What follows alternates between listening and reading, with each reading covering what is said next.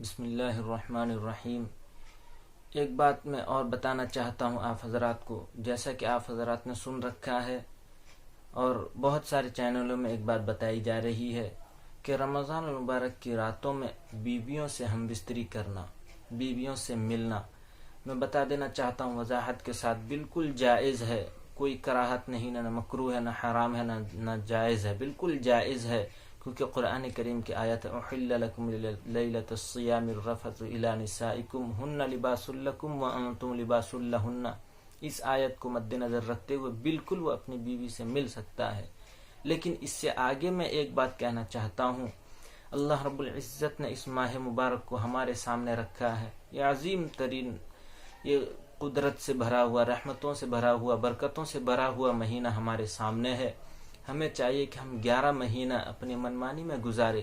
رب کے حکم کو توڑ کر ہم نے زندگی گزاری، کہ ہم ایک مہینہ اپنے رب کے سامنے اپنی معافی تلافی نہ کر لیں۔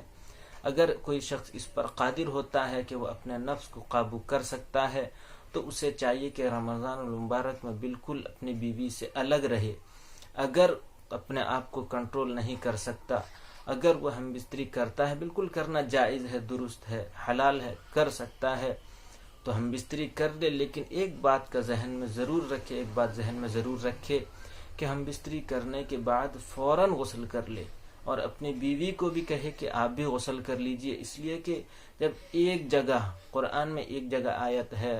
ہم بستری کے بارے میں، تو 700 جگہ قرآن میں نماز کے بارے میں حکم دیا گیا ہے کہ نماز نماز نماز، 700 جگہ نماز کے بارے میں آیا ہے۔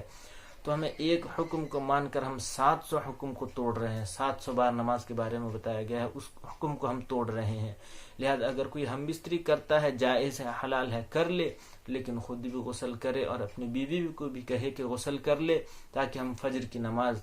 پڑھ سکیں اور اہم ترین عبادت جو ہمارے لیے وہ نہ چھوٹ جائے۔ عام طور سے ایسا ہوتا ہے کہ مرد غسل کر لیتا ہے، بیوی غسل نہیں کر پاتی، لہذا اس کی نماز چھوٹ جاتی ہے۔ ہم قرآن کے ایک حکم کو ماننے کے چکر میں 700 مرتبہ جس کا حکم دیا گیا وہ چھوڑ دیتے ہیں۔ اللہ تبارک و تعالی ہم سب کو کہنے سننے سے زیادہ عمل کی توفیق عطا فرمائے۔ وما علینا الا البلاغ۔